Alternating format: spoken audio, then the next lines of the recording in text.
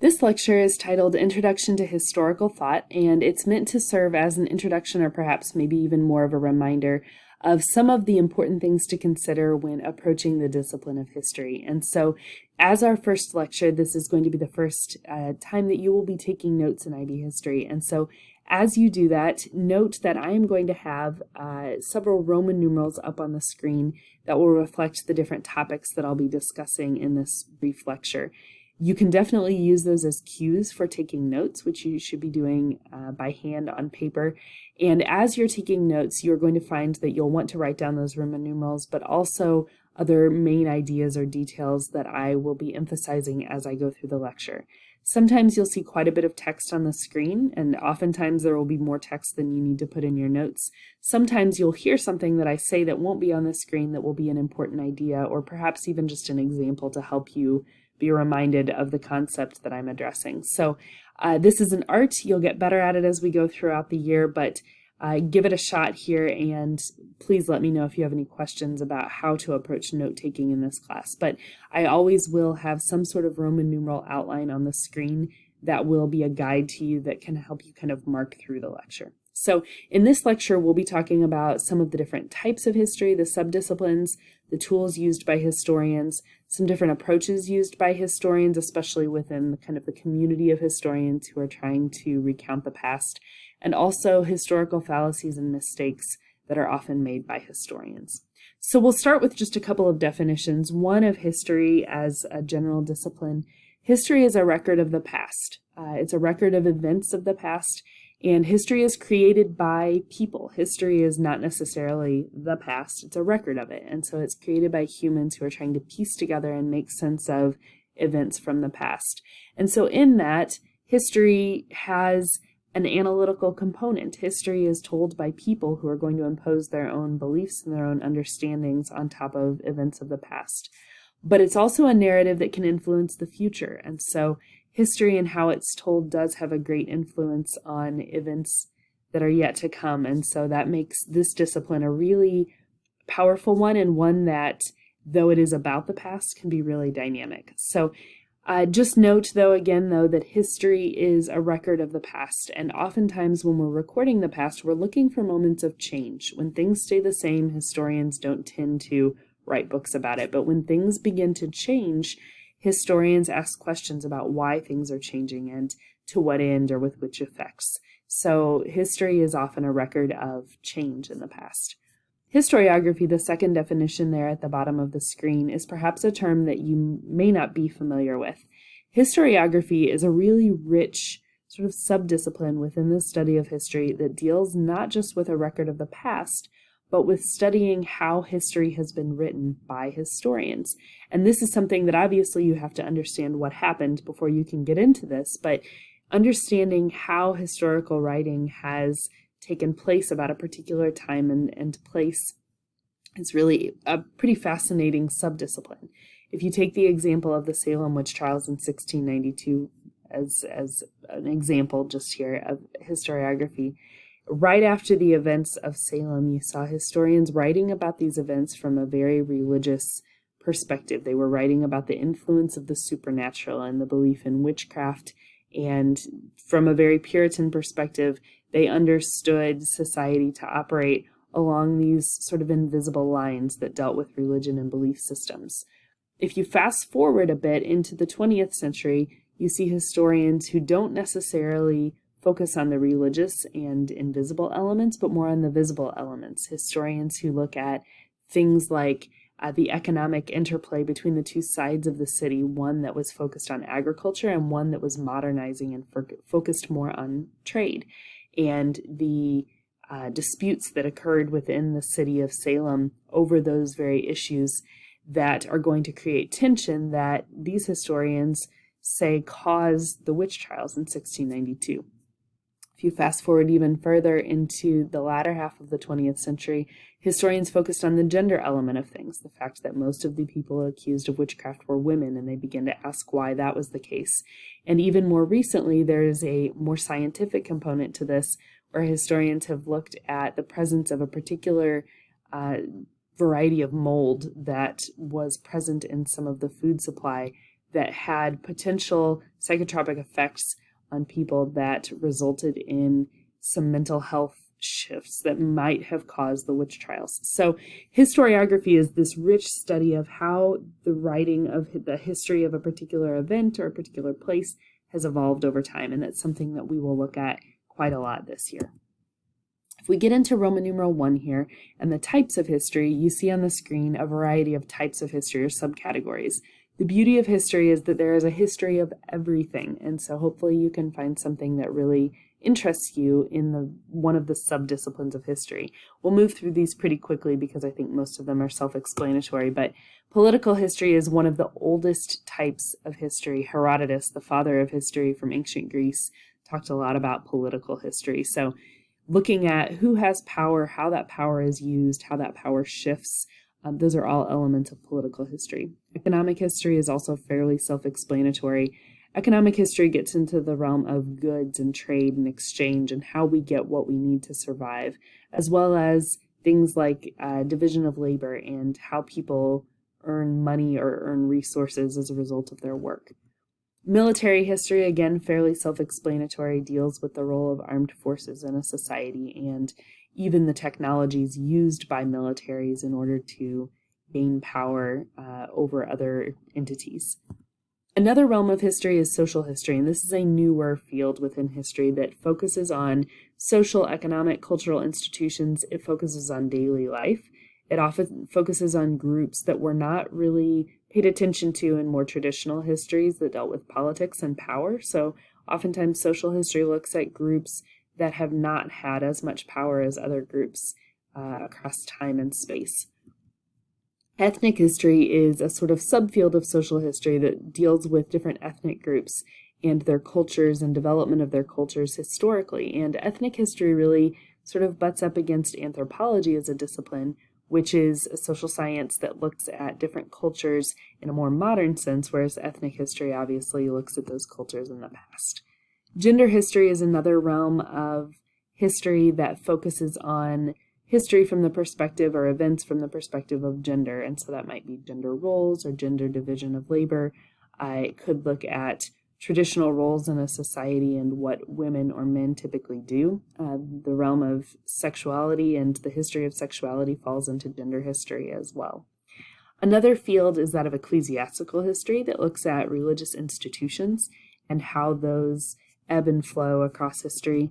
And intellectual history is maybe a broader even field that deals with ideas, religious or not, and how those ideas fit into particular contexts throughout history. So intellectual history deals with things that we can't really see, but these ideas that we know are constantly influencing our behaviors. The second Roman numeral approaches tools of the historian, and this is probably a true just reminder, refresher course on the different tools historians use. We will talk a lot in this class about primary sources, which are sources created by the people living in the place and time that we are studying. So if we're studying the Battle of Lexington, a primary source is going to be one written by a soldier who was there on the Lexington Green during the battle in April of 1775. Primary sources can be letters or diaries or oral accounts, oral histories. They can be music and lyrics, but it all depends on what it is that you're studying.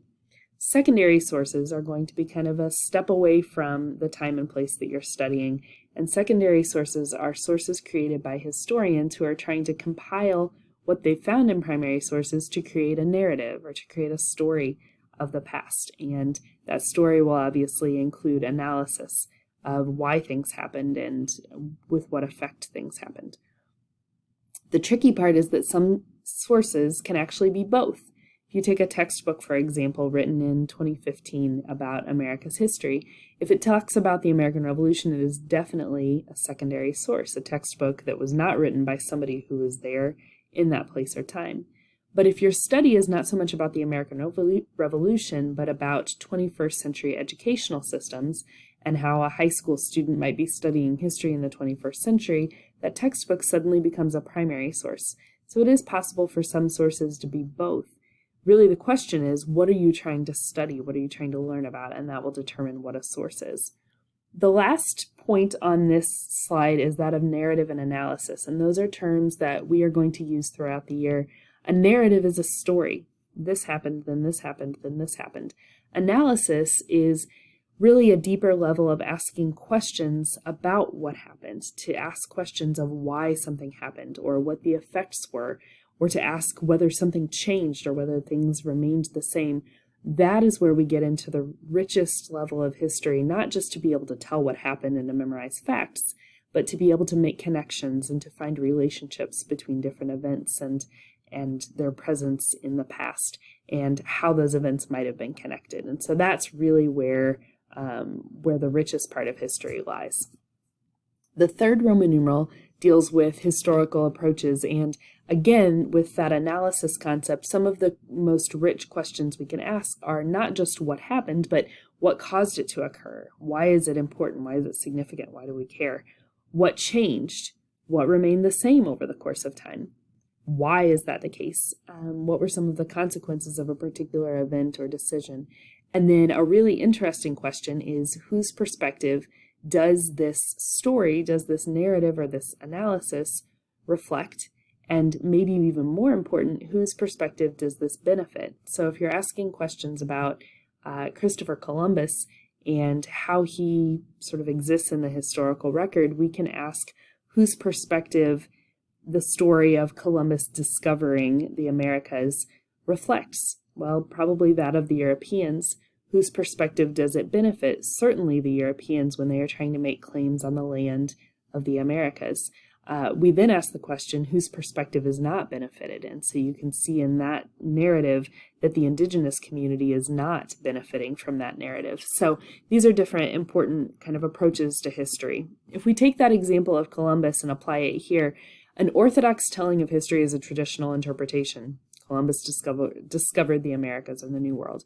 A revisionist historian comes in and reinterprets the historical record. A man by the name of Howard Zinn tells a narrative that calls Columbus a man who committed genocide. So it's an extreme swing that reinterprets entirely that orthodox telling.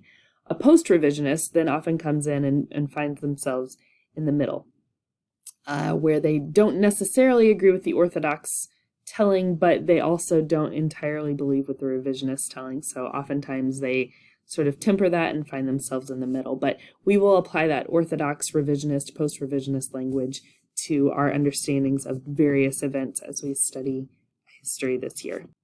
The last Roman numeral for this lecture deals with fallacies, logical fallacies, and other mistakes that are often committed by historians. So this section of the lecture is more meant as a caution, as a list of just red flags to watch for when you're reading history and also when you're writing history. The first is a really famous logical fallacy that is expressed in a Latin phrase, post hoc ergo propter hoc, and it translates to in English, after this, therefore because of this, meaning that we are assuming that because one event follows another, that it was caused by that first event. And so you see an example there on the screen, but this is something that is really easy to do in history because often sequence is correlated with causation, but that's not something that we can do all of the time. The second logical fallacy is sort of a derivation of the first, and it is in Latin pro hoc ergo propter hoc, and it translates to for this, therefore because of this. And so this is where a researcher uses a fact that leads them to a particular argument, but ignores other evidence or ignores other things that might lead us to the same conclusion. So an example there on the screen, a new tenant moves into an apartment and the furnace develops a problem. And so the owner blames the problem on the arrival of the new tenant. Obviously, again, you have this issue of one event following another, but that doesn't necessarily equal a connection. So those are really related. A reductive fallacy is also a mistake often made by a historian when we reduce cause down to one element of things that might not be a full expression of cause. So for example, the Great Depression we know was stimulated by the stock market crash in 1929, but it would be a reductive fallacy to say that the stock market crash of 1929 was the complete cause for the Great Depression. So that is an example of a reductive fallacy. Some other mistakes that aren't necessarily logical fallacies, but are just frequent mistakes of a historian, include ad hominem claims, which are claims or arguments that are to the person or against a person rather than against an argument. So we will read one example of a historian really attacking another historian, not so much the other historian's argument, which is obviously problematic. Another mistake made by historians is to ask questions that are counterfactual or fictional. So questions like, would World War II have occurred had Hitler died during World War I, are maybe interesting, but they don't really serve a purpose historically because you're getting into the realm of something that just didn't happen. Finally, the last mistake, and this is one that we will talk about quite a bit this year, is presentism, where we actually apply current ideals, current moral standards to our understanding of history. And this is something that is controversial in many ways because there are questions of morality that we have as a society landed pretty firmly on that were not held by people of the past, even just 50 or 60 years ago. And so we have to deal with the question of what to do with that as historians. Do we judge individuals of the past according to current moral standards? Are there moral imperatives that can cross time, or are there certain ways in which we have to be aware of the moral standards of a time when we're looking at it and understand our own modern biases? So this is another mistake or another just realm of things that we need to be aware of as we get into studying history. So that wraps up this lecture. Now I'd like for you to go to the discussion board that should be posted right below this lecture, and there are a couple of questions for you to answer. Make sure that you answer those questions, and then I'd like for you to respond to the posts of a couple of your classmates, and then actually come back and read the responses to your post and respond to those. So a couple of levels of just interacting with the content from this lecture, and we will kind of pull together this lecture and address any questions when we meet live at the end of this week.